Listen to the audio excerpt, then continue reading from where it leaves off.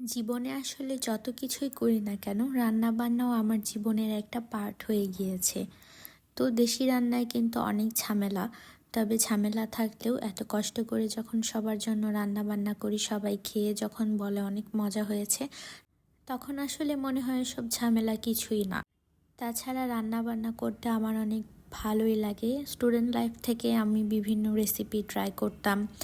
নিজে নিজে ট্রাই করতে করতে আম্মু, বড় আপু, খালামণি ওদেরটা দেখে দেখে অনেক রান্না শিখেছি। তো আমি আসলে কোনো রেসিপি ফুল টিউটোরিয়াল দিচ্ছি না, যতটুকু ভিডিও করতে পেরেছি রান্না করার সময় সেটাই শেয়ার করছি। তো এখানে আমি সাদা সবজি রান্না করার জন্য পেঁয়াজগুলো ভালোভাবে ভেজে নেব। তারপর এখানে দারুচিনি, এলাচ এগুলো দিয়ে দিচ্ছি। তারপর দিয়ে দিব আদা রসুন। আদা রসুন আগে দিয়ে একটু ভাজবো যেন আদা রসুনের কোনো গন্ধ না থাকে। তারপর আমি সামান্য পানি দিয়ে দিয়েছিলাম যেন মশলাটা নিচে লেগে না যায়। তারপর এখানে ধনিয়া, জিরা গুঁড়ো, আর যেহেতু সবজিটা সাদা হবে এর জন্য আমি কোনো মরিচের গুঁড়া বা হলুদের গুঁড়া ইউজ করিনি। তারপর হচ্ছে কাঁচামরিচ থেতো করে বা আপনারা চাইলে একদম পিষেও দিতে পারেন। তো আমি জাস্ট কাঁচামরিচ থেতো করে এগুলাকে ভালো করে মিশিয়ে নিয়েছি। আর যখন তেলটা বের হয়ে যাবে তখন তো বুঝতেই পেরেছেন যে মশলাটা কষানো হয়ে গিয়েছে। তো তারপর আমি লবণ দিতে ভুলে গিয়েছিলাম, লবণ দিয়ে নিয়েছি। আর সবজিটা আগে থেকেই আধা সেদ্ধ করে রেখেছিলাম।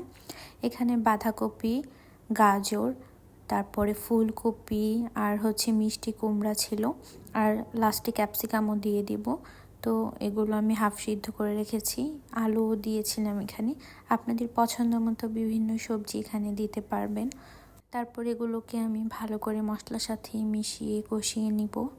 তারপর আমি হালকা একটু পানি দিয়ে ঢেকে দিয়েছিলাম। আর এই তো আপনারা ঝোল পছন্দ খেতে চাইলে ঝোল রাখবেন, আর যারা শুকনা খেতে চায় এটা আসলে একটু শুকনা শুকনা খেলে ভালো লাগে। তো লাস্টে আমি নামানোর 10 মিনিট আগে আমি ক্যাপসিকামগুলো দিয়ে দিয়েছি।